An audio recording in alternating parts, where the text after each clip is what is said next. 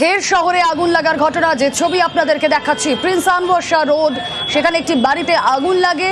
ঘটনাস্থলে দমকলের দুটি ইঞ্জিন আগুন নেভানোর কাজ শুরু করেছে।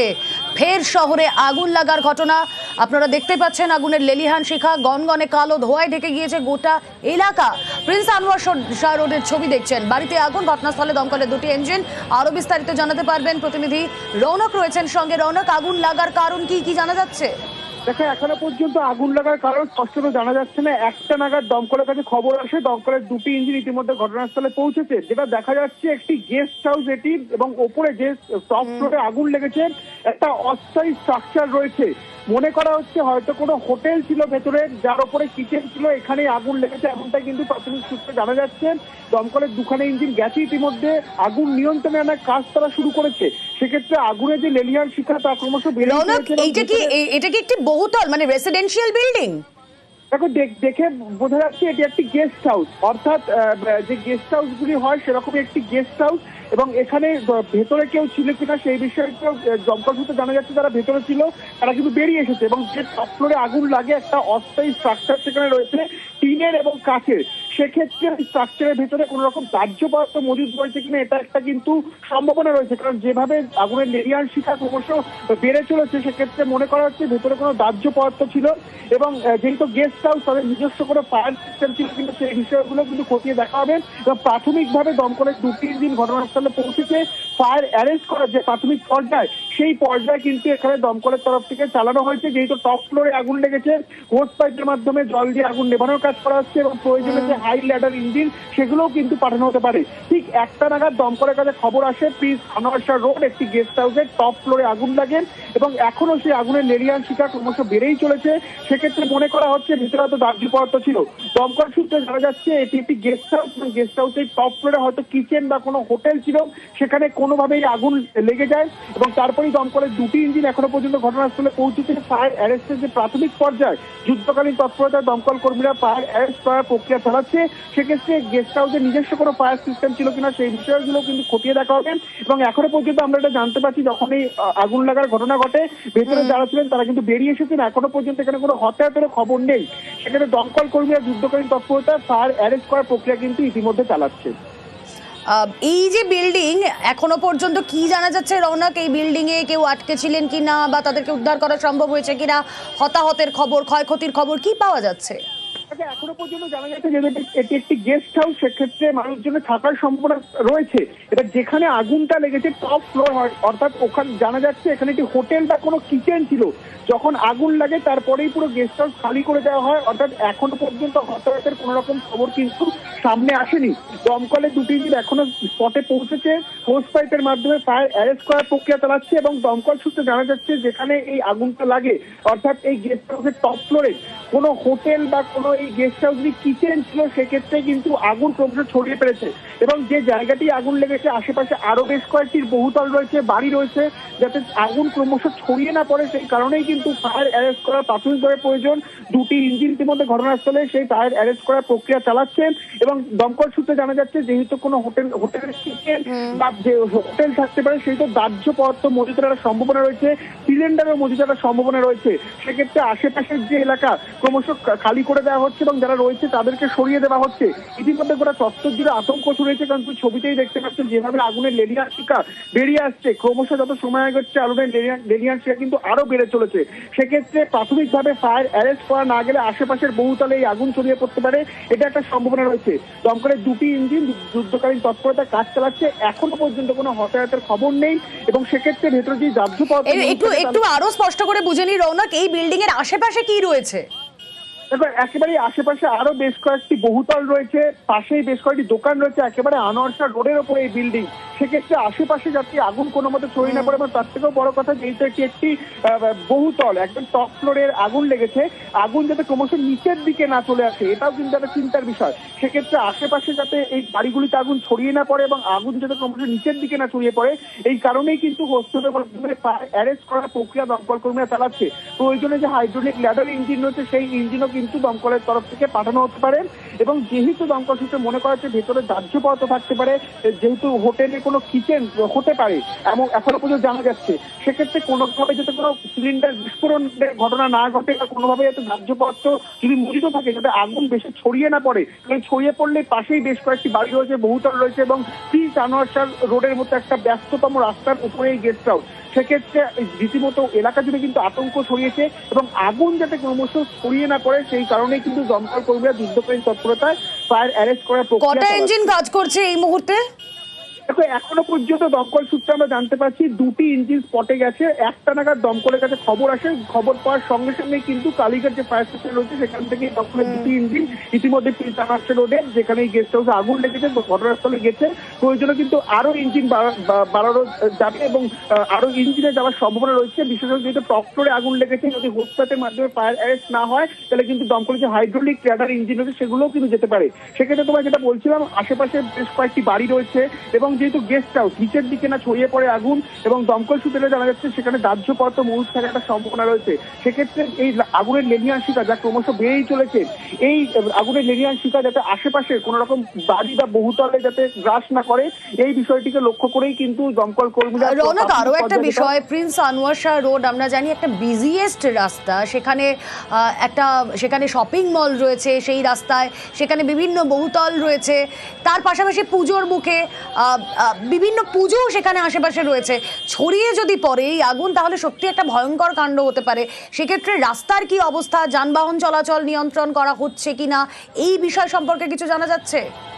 দেখো, একেবারে দক্ষিণ কলকাতার অন্যতম ব্যস্ত রাস্তায় প্রিন্স আনোয়ার শাহ রোড। সেক্ষেত্রে এলাকাবাসী থেকে শুরু করে পথ চলতি মানুষ প্রত্যেকে আতঙ্কিত হয়েছেন এবং ট্রাফিকেও কিন্তু ইতিমধ্যে যান চলাচল নিয়ন্ত্রণ করা হয়েছে। যেই রোডের ওপরে এই আগুন লেগেছেন সেখান থেকে কিন্তু যান চলাচল না করে ডিভাইড করে দেওয়া হয়েছে, যাতে করে কোনো মতেই কোনো অপ্রীতিকর পরিস্থিতি না ঘটে। সেই কারণে কিন্তু প্রিন্স আনোয়ার শাহ রোডের উপরে যান চলাচল ইতিমধ্যে নিয়ন্ত্রণ করা হয়েছে এবং যেখানে এই গেস্ট হাউস রয়েছে তার চারদিকে ইতিমধ্যে কর্ডন করার যে প্রক্রিয়া কলকাতা পুলিশের তরফ থেকে চালানো হচ্ছে, যাতে আশেপাশে কোনো স্থানীয় বাসিন্দা বা পথচলতি মানুষ এসে না পড়ে। কারণ তুমি ছবিতে দেখলেই বুঝবে যে টপ ফ্লোরে এখানে আগুন লেগেছে, একটা অস্থায়ী স্ট্রাকচার রয়েছে, বিশেষ করে টিন বা কাঠের কোনো অস্থায়ী স্ট্রাকচার রয়েছে, সেগুলো ভেঙে পড়ার একটা সম্ভাবনা রয়েছে আশেপাশে। এই কারণেই কিন্তু চারিপাশে যাতে কোনো পথচলতি মানুষ বা কেউ না আসে, যাতে কোনো অপ্রীতিকর পরিস্থিতি না ঘটে, পুলিশের তরফ থেকে কিন্তু কর্ডন করার যে প্রক্রিয়া সেই প্রক্রিয়া চালানো হচ্ছে। অন্যদিকে যেটা বিশেষ করে গুরুত্বপূর্ণ, যেহেতু একটা হোটেলে কিচেন বা হোটেল থাকতে পারে সম্ভাবনা রয়েছে, সেক্ষেত্রে যাতে আগুন ক্রমশ বেড়ে না যায়। সব থেকে বড় বিষয় যে ওপরে যেখানে আগুন রয়েছে টপ ফ্লোরে নিচের দিকে যাতে আগুন ক্রমশ নেমে না আসে বা পাশের বাড়িগুলোতে যাতে আগুন ছড়িয়ে না পড়ে, সেই কারণে কিন্তু ফায়ার অ্যারেস্ট করা ইতিমধ্যে চলছে এবং ব্যস্ততম রাস্তা হওয়ার কারণেই কিন্তু পুলিশের। বেশ রৌনক, তুমি আমাদের সঙ্গে থাকো। অপর সহকর্মী অমিত এই মুহূর্তে রয়েছেন সঙ্গে, অমিতের থেকে জানার চেষ্টা করি। অমিত, তোমার কাছে কি ইনফরমেশন? টপ ফ্লোরে আগুন বলে এখনো প্রাথমিকভাবে জানা যাচ্ছে এবং যেভাবে আগুনের ভেতরের দাউ দাউ করে আগুন চলছে এবং সেই আগুন যাতে আশেপাশে না ছড়ায় বা নিচে যাতে কোনোভাবে আগুন না নামে তার জন্য তার খুবই ব্যবস্থা করা। ইতিমধ্যে দমকল দুটো ইঞ্জিন কিন্তু ঘটনাস্থলে কাজ করছে, আরো বেশ কিছু ইঞ্জিন কিন্তু পাঠানো হচ্ছে এমনকি দমকল সূত্রে জানা যাচ্ছে। কিভাবে আগুন লাগলো বা সেখানে কি পরিস্থিতি তৈরি হচ্ছিল এই বিষয়গুলো কিন্তু পরবর্তী ক্ষেত্রে কিন্তু বিষয় স্পষ্ট হবে। তবে এই মুহূর্তে আগুনের যে রেডিয়েন্স বা আগুনের যে তীব্রতা বা যে তীব্র দেখা যাচ্ছে তাতে কিন্তু ভেতরে কিন্তু দাউ দাউ করে আগুন জ্বলছে, সেই ছবি কিন্তু ফুটে উঠছে এবং একই সঙ্গে দমকলের তরফ থেকে চেষ্টা করা হচ্ছে যে আগুন যাতে সেখানে যেখানে উৎসস্থল বা যেখানে আগুন জ্বলছে সেখানেই যাতে তাকে অ্যারেস্ট করা যায় বা সেখানেই যাতে পুরোপুরি তাকে নিয়ন্ত্রণ আনা যায়, সেই বিষয়টা কিন্তু লক্ষ্য করা। কারণ আশেপাশে অনেক বাড়ি রয়েছে, নিচে জনবহুল এলাকা এবং আশেপাশের বাড়ির পাশাপাশি ওই বিল্ডিং এ আরো কিছু ওই বিল্ডিং এ আরো ফ্ল্যাট রয়েছে। এই সমস্ত জায়গা থেকে যাতে আগুন সেখানে অ্যারেস্ট করা যায় সেই বিষয়টার উপর কিন্তু নজর দেওয়া হয় দমকল তরফে। বেশ অমিত, আমাদের সঙ্গে থাকো। যে ছবি আপনাদেরকে দেখাচ্ছি, ইঞ্জিনের সংখ্যা বাড়লো, 2টি ইঞ্জিন, যেই কথা কিছুক্ষণ আগে রৌনক বলছিল। ইঞ্জিনের সংখ্যা এই মুহূর্তে 5টা। যুদ্ধকালীন তৎপরতায় আগুন নেভানোর কাজ চলছে। আরো একবার চলে যাই, আমাদের প্রতিনিধি রৌনক রয়েছেন সঙ্গে। রৌনক, দেখো, একেবারে যেভাবে আগুন ছড়িয়ে পড়েছিল, যেটা তোমার আগেও বলছিলাম, একটি গেস্ট হাউস এবং গেস্ট হাউসের টপ ফ্লোরে কিচেন ছিল। সেক্ষেত্রে প্রাথমিকভাবে যখন একটা আগুন লাগে প্রথমে 2টি ইঞ্জিন যায়, 5টা ইঞ্জিন ইতিমধ্যে ঘটনাস্থলে পৌঁছেছে এবং ফায়ার অ্যারেস্ট যে প্রাথমিক পর্যায়ে সেই ফায়ার অ্যারেস্ট করা কিন্তু ইতিমধ্যে সম্ভব হয়েছে। অর্থাৎ যাতে আগুন আশেপাশে ছড়িয়ে না পড়ে চারদিক থেকেই হোস পাইপের মাধ্যমে এই ফায়ার অ্যারেস্ট করার যে প্রক্রিয়া তা ইতিমধ্যে সম্ভব হয়েছে এবং 5টা ইঞ্জিন এখনো কাজ করছে, কারণ বেশ কিছু জায়গায় পকেট ফায়ার থেকে থাকতে পারে এবং যেহেতু কিচেনে আগুন লেগেছে সেক্ষেত্রে গ্যাস সিলিন্ডার থাকতে পারে, বিভিন্ন দাহ্য পদার্থ থাকতে পারে, যাতে কোনোভাবে আগুন আবার নতুন করে না লাগে বা ছড়িয়ে না পড়ে। সেই কারণে কিন্তু ফায়ার অ্যারেস্টের পরের যে পর্যায়ে পকেট ফায়ার রয়েছে কিনা বা কুলিং প্রসেস তা ইতিমধ্যে দমকল কর্মীরা চালাচ্ছে। মোট 5টা ইঞ্জিন এখনো কাজ করছে। প্রাথমিকভাবে যে ফায়ার অ্যারেস্টের পর্যায়ে সেই পর্যায়ে ইতিমধ্যে সম্পূর্ণ হয়েছে এবং যেখানে আগুন লেগেছে একটি গেস্ট হাউসের টপ ফ্লোর কিচেনে আগুন লেগেছে আমরা জানতে পারছি। 1টা নাগাদ দমকলের কাছে খবর আসে। মোট 5টি ইঞ্জিন ইতিমধ্যে কাজ করছে এবং ফায়ার অ্যারেস্টের প্রক্রিয়া সম্পন্ন হচ্ছে। আশপাশে যাতে আগুন ছড়িয়ে না পড়ে এখনো কিন্তু চারদিক থেকে অর্থাৎ আগুন ছড়িয়ে পড়ার আর কোনো সম্ভাবনা নেই তাহলে আমরা বলতে পারি কি?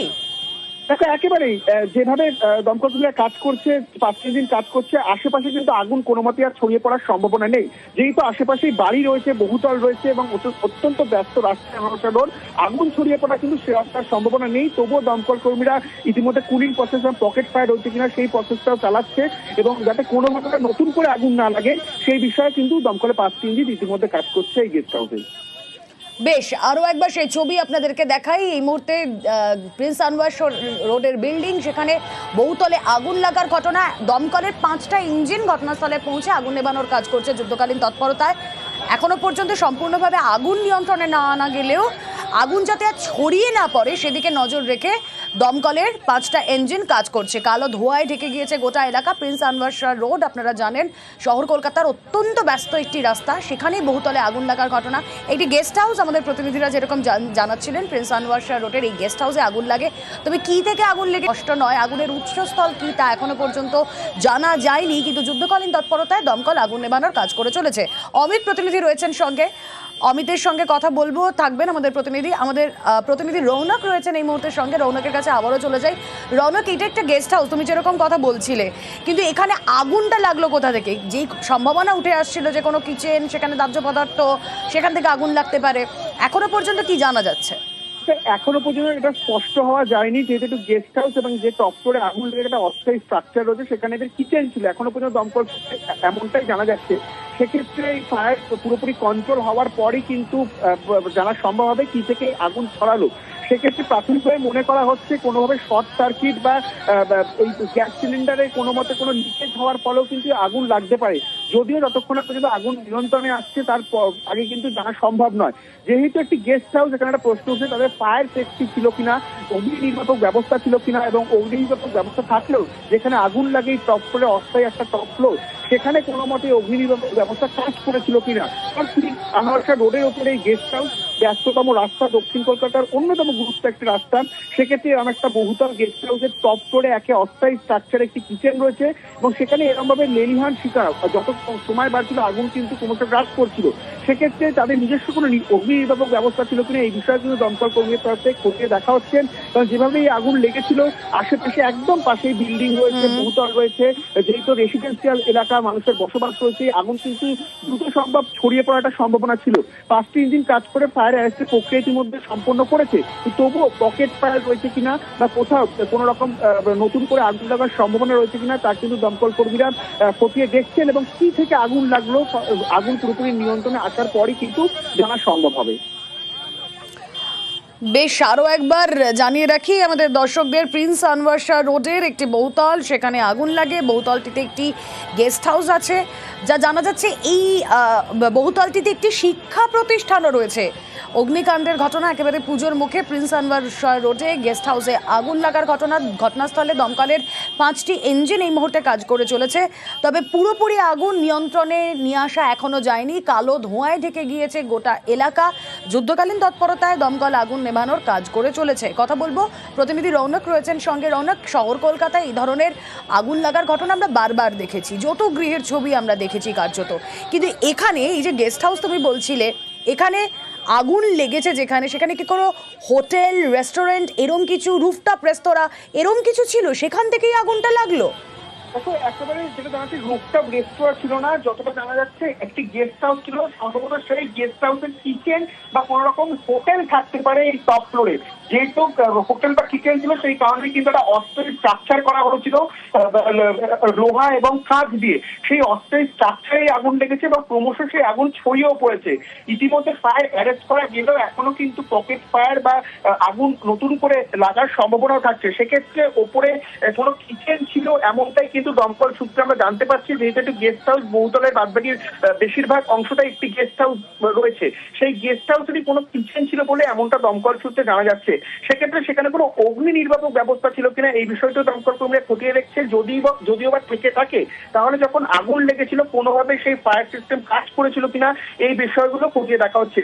যেহেতু প্রিন্স আনোয়ার শাহ রোড এবং একেবারে রাস্তার উপরে এই গেস্ট হাউস, আশেপাশে রেসিডেন্সিয়াল এলাকা, একেবারে ঘনবসতিপূর্ণ অঞ্চল, সেক্ষেত্রে একটা আগুন ছড়িয়ে পড়ার সম্ভাবনা ছিল। সেই সম্ভাবনা কার্যত এখন অনেকটাই কম, যেহেতু ফায়ার অ্যারেস্ট করা সম্পূর্ণ হয়েছে।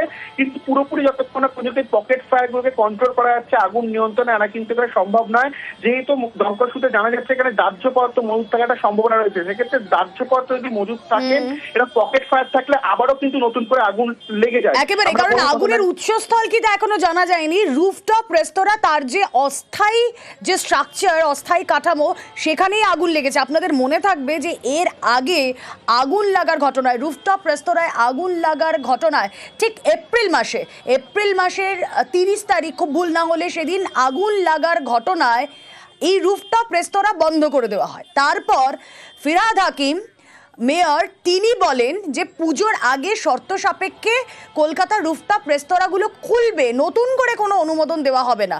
কিন্তু হ্যাঁ, মানুষের নিরাপত্তা আগে, ছাড়পত্র যদি চাই তাহলে অগ্নি নিরাপত্তা আগে। নতুন কলকাতার বহুতলে আগুন, রুফটপ রেস্তোরাঁ, তার যে অস্থায়ী স্ট্রাকচারে আগুন, আবারও কিন্তু এই অগ্নি নিরাপত্তার যে ঢিলেঢালা ব্যবস্থা, সেই ছবিটাই সামনে এনে দিচ্ছে।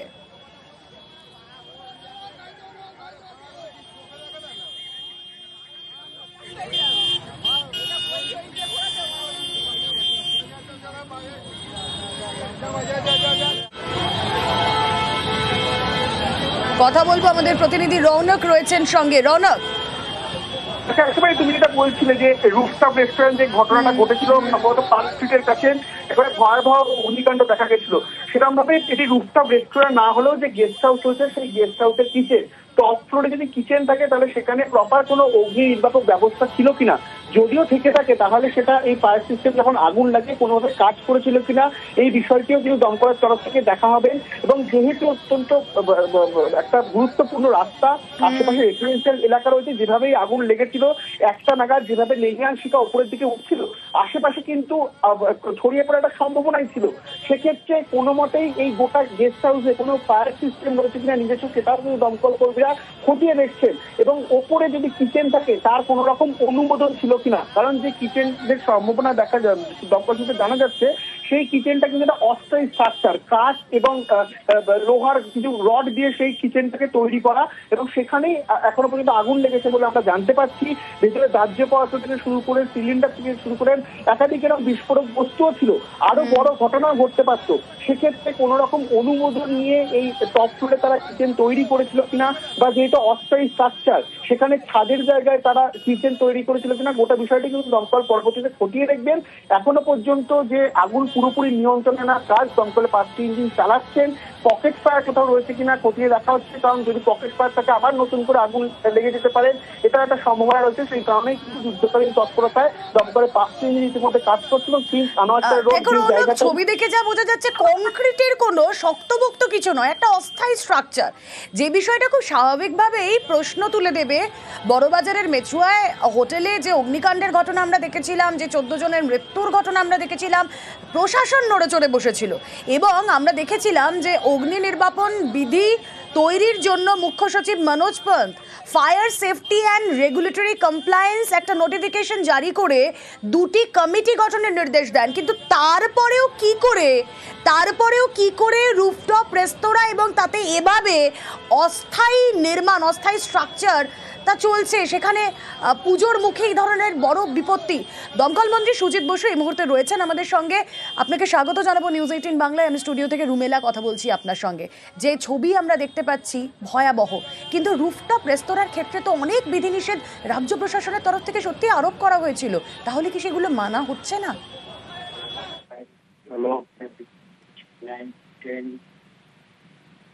হ্যালো, হ্যাঁ সুজিত বাবু, শোনা যাচ্ছে? হ্যাঁ বলুন।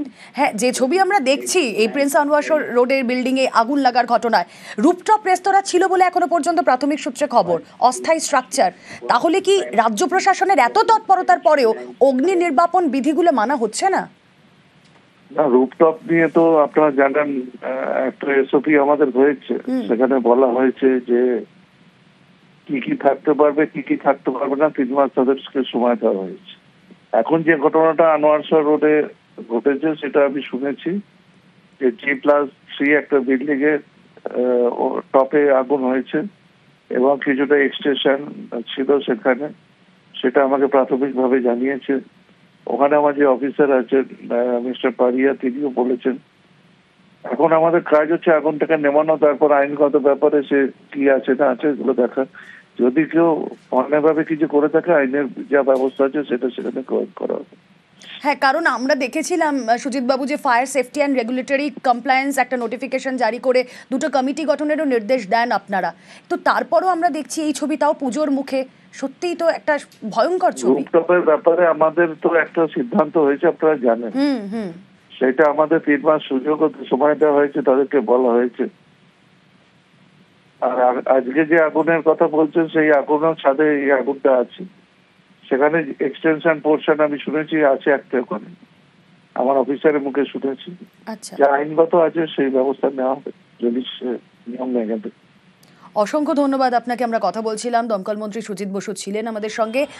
যদি এখানে অন্যায়ভাবে কোনো কাজ হয়ে থাকে, কোনো রুফটপ রেস্তোরাঁ চলে থাকে, তাহলে আইনগতভাবে ব্যবস্থা নেওয়ার কথা বললেন দমকল মন্ত্রী সুজিত বসু। এবং এই রুফটপ রেস্তোরাঁর ক্ষেত্রে আমরা দেখেছি যে বারবার বড়বাজারের এই মেছুয়ার হোটেলে আগুন লাগার পর রুফটপ রেস্তোরাঁ বন্ধ করে দেওয়ার কথা বলা হয়েছিল। তারপর আমরা দেখেছিলাম মেয়র ফিরহাদ হাকিম, তিনি বলেন যে ছাড়পত্র দেওয়া হবে কিছু কিছু হোটেল, কিছু কিছু রুফটপ রেস্তোরাঁকে পুজোর আগে, কিন্তু সেটা অবশ্যই শর্ত সাপেক্ষে। যে ছবি আমরা আপনাদেরকে দেখাচ্ছি দেখুন, আরও ক্লিয়ারলি বুঝতে পারবেন যে রুফটপের কথা আমরা বলছি, ঠিক ওপরের যে পোর্শনটা, এটা একটা বিল্ডিং 3+3, যে কথা বললেন দমকল মন্ত্রী সুজিত বসু। আমরা যে ছবি দেখছি দেখুন, ওপরে যে স্ট্রাকচারটা, এটা কংক্রিটের কোনো স্ট্রাকচার নয়। এখানে এমনি অস্থায়ীভাবে টেম্পোরারি শেড দিয়ে একটা রেস্তোরাঁ চালানো। কিন্তু রুফটপ রেস্তোরাঁর ক্ষেত্রে এত বিধিনিষেধ থাকা সত্ত্বেও, এসওপি তৈরি হওয়া সত্ত্বেও, কি করে প্রিন্স আনোয়ার শাহ রোডের মতো জায়গায় একটা গেস্ট হাউস এবং সেই গেস্ট হাউসের ওপর এই অস্থায়ী নির্মাণ, এই অস্থায়ী রুফটপ রেস্তোরাঁ চলতে পারে? প্রশ্নটা ঠিক এই জায়গাতেই। সরাসরি চলে যাই, প্রতিনিধি রৌনক রয়েছেন সঙ্গে। রৌনক, একেবারে যে কথাটা প্রথম থেকেই বলা হচ্ছিল যে এটা একটা অস্থায়ী স্ট্রাকচার, কিভাবে এরকম অস্থায়ী স্ট্রাকচার তৈরি করলো গেস্ট হাউসের মালিকরা, এবং এর ভেতরে এটি কিচেন ছিল বা হোটেল থাকার একটা সম্ভাবনা থাকছে। সেক্ষেত্রে যদি রুফটপ রেস্টুরেন্ট হয়ে থাকে, কিভাবে এরকম রুফটপ রেস্টুরেন্ট দিনের পর দিন তারা চালাচ্ছিলেন, এবং যখন এই আগুন লাগে তাদের নিজস্ব অগ্নি নির্বাপক ব্যবস্থা কাজ করেছিল কিনা, এটা নিয়েও কিন্তু একটা প্রশ্ন উঠছে। ইতিমধ্যে দমকলে 5টি ইঞ্জিন কাজ করছিল। দমকল সূত্রে জানা যাচ্ছে আগুন নিয়ন্ত্রণে আনা সম্ভব হয়েছে।